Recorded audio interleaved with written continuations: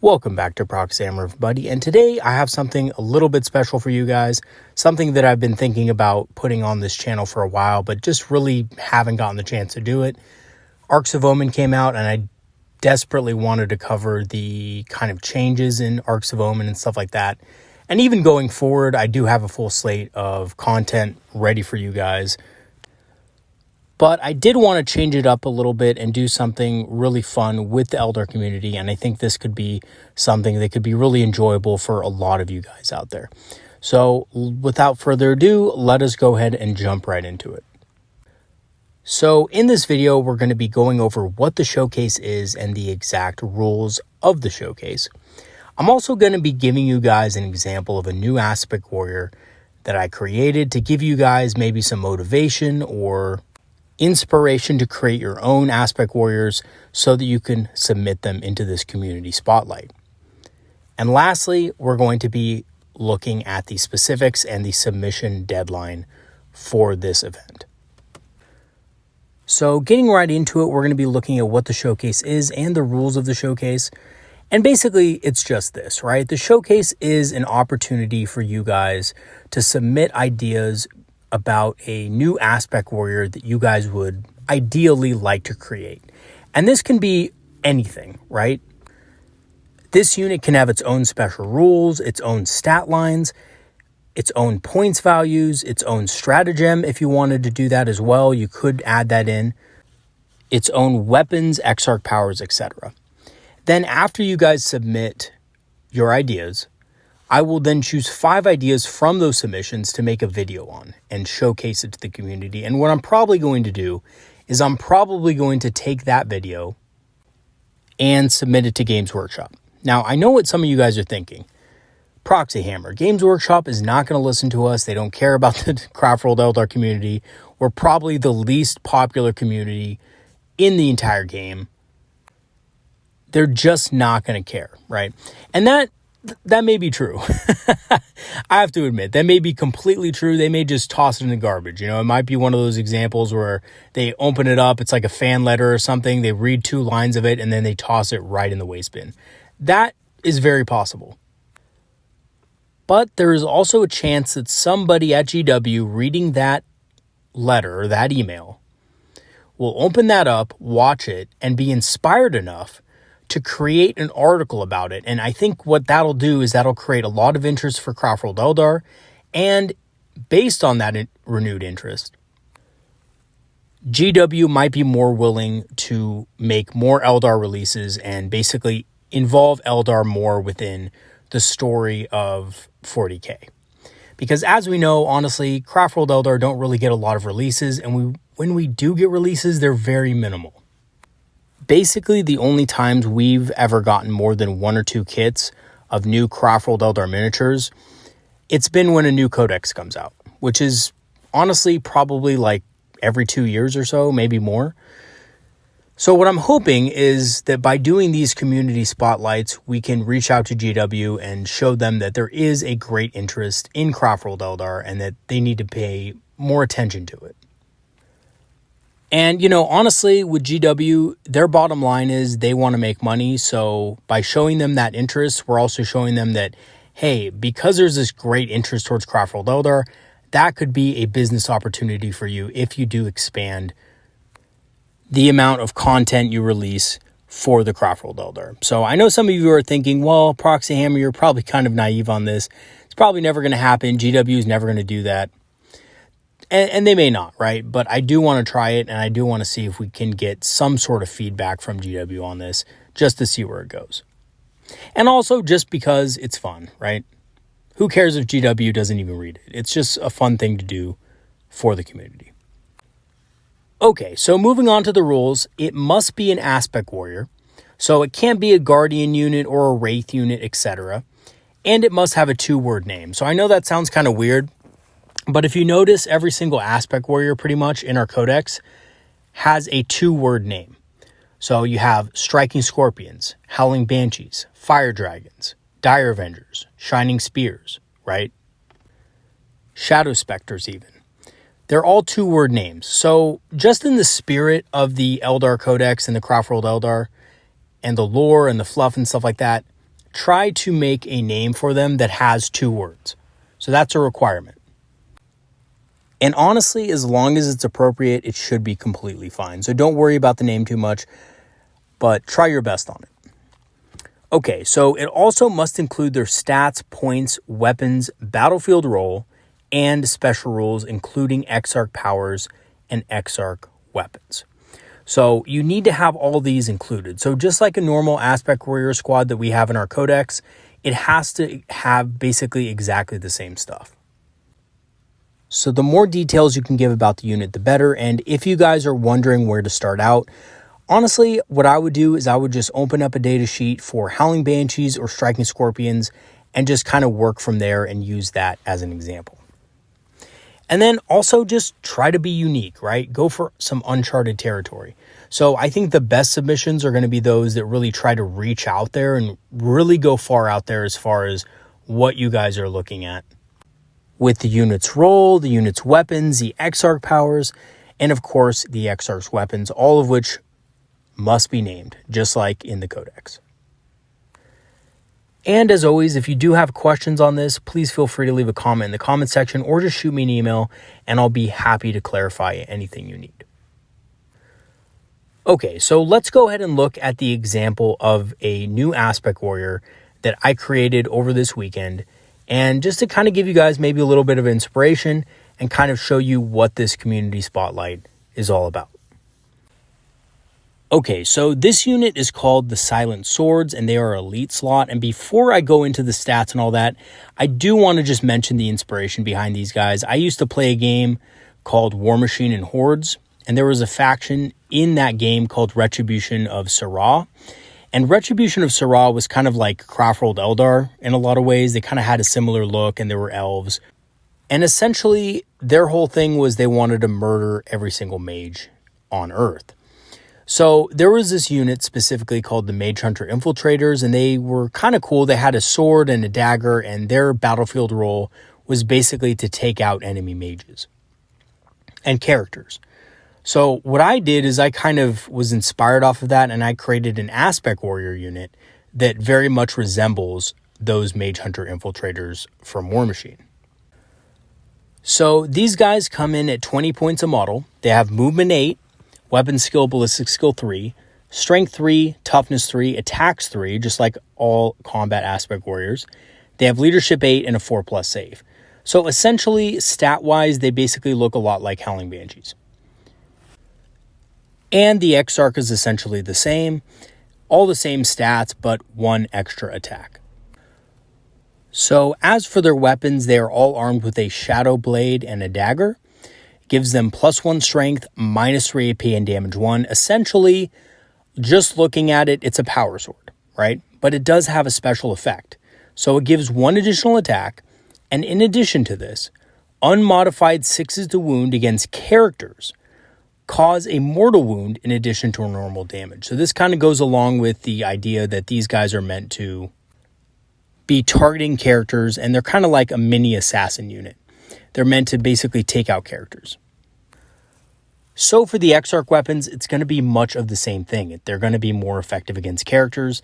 The Shrouded Glaive is 5 points. It gives strength ×2, AP -3, and damage 2. So right off the bat, the stats look a lot higher. However, it doesn't give an additional attack, and it does, however, have the same special rule, which unmodified 6s to wound against characters cause a mortal wound in addition to normal damage. So this would be a very strong option against characters, but also wouldn't be that bad against normal Space Marine infantry if you did use the unit in that fashion. Maybe you didn't have any characters to attack and you still wanted to get some value out of the unit. The Shrouded Glaive is a good option for that. The other option is you go basically really deep into the character assassination with Pair of Abyss Daggers. And the Abyss Daggers have a pretty low strength user. They have AP -4 though, so a little bit higher AP, and damage 1. So they get +2 additional attacks. And in addition to this, unmodified 5s to wound against characters cause a mortal wound in addition to normal damage. So instead of getting the damage 2 and being a little bit better at wounding just regular stuff, this really goes deep into being able to deal mortal wounds to characters. So there's kind of two ways to build the Exarch there, and honestly, neither one of them are wrong. And I think that's something that the Codex currently misses on, is that a lot of the weapons in the Codex, some of them are just auto-includes, and then other ones you're never going to take, right? So for example, if you're running the Howling Banshees, you're probably never going to take the Triskele. It's just a pretty useless weapon. So I felt like giving the Exarch weapons that were actually a hard choice to make. As for their special abilities, they have the Hero Slayer ability. Enemy characters cannot use any rules to ignore the wounds they lose against attacks made by this model. Okay, I know what you guys are thinking. Oh my god, that's OP, right? And honestly, it probably is kind of OP, I have to admit. Maybe we would have to tweak it a little bit so that only rolls of 6 to wound maybe did that. Or maybe only on a turn that they charge or something like that. But this is a pretty strong ability. Basically, it negates things like Feel No Pain, negates things that reduce damage, which probably won't matter much against these guys because most of their weapons are damage 1 anyway. But it will also affect wound caps. So it'll affect things like the Phoenix Lord wound cap, and it'll affect things like the Abaddon wound cap and stuff like that. And I just felt that this was needed because a lot of really strong heroes out there just have abilities to essentially negate the one advantage that these guys have, is being able to kill characters. So I felt that that was necessary for this unit to function correctly. They also have the Relentless Killer's ability. While any model in this unit is within 6 inches of one or more enemy characters, models in this unit can consolidate and pile in up to 6 inches. But they must end their move closer to enemy character models within 6 inches. And enemy characters cannot fall back if engaged with models in this unit. So basically, this is a way for your models to be able to get to enemy characters that are hiding behind enemy units. So a lot of times, if an enemy will see a unit like this, they'll just be like, oh, you know what? I'm just going to hide my character behind other units. I'm going to use screens and stuff like that to make sure that this unit can never be engaged with my characters. So that's fine, and that's very strategic, but that kind of shuts down a lot of the power of the unit, and it's just way too easy to screen out, especially when you would normally only be able to consolidate 3 inches and pile in 3 inches, so it can be really hard to get to an enemy character. If they're just a little bit behind an enemy squad, most of the time you're just not going to be able to make it into contact. This way, there's a greater chance that you can get into contact with that enemy character. They also have Battle Focus, Strands of Fate, and Aspect Armor, just like all Aspect Warriors. As for the Exarch powers, we have Hidden Approach for 20 points, which gives models in the unit advanced positions, which is really good for getting alpha strikes off on enemy characters if those enemy characters reveal themselves. So, yes, there is some counterplay to this, right? An opponent could just hide their characters very well so that you can't get that charge off. But if that happens, you can always put them back in strategic reserve, just like you can with Scorpions, and wait for a better opportunity. So it does give them a little bit of extra flexibility.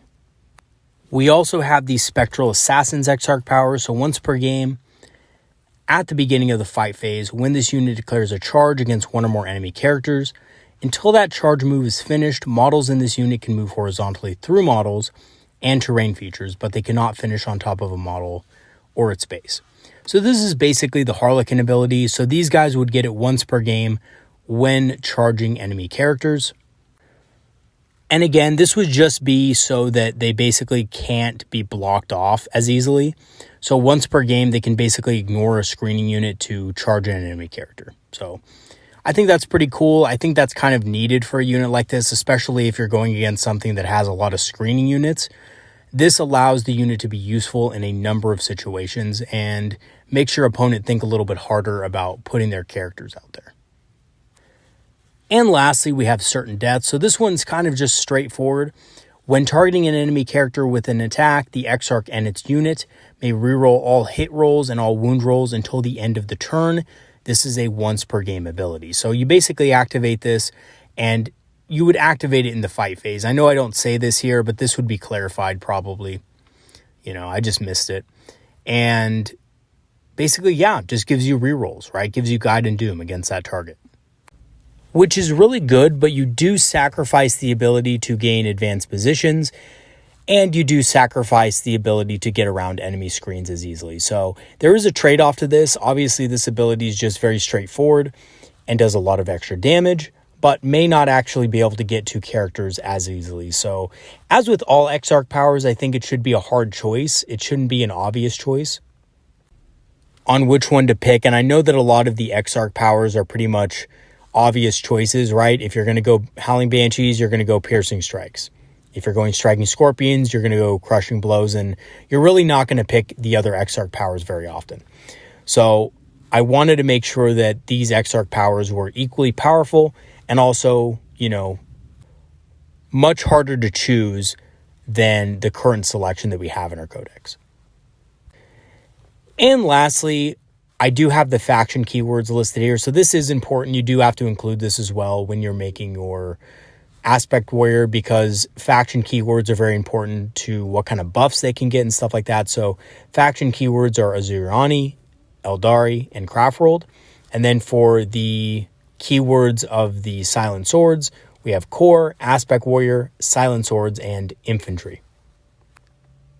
So yeah, that was my idea for an Aspect Warrior. I don't think it's the best idea out there. I'm actually thinking you guys can come up with much better ideas than this, so I'm really looking forward to seeing what you guys come up with.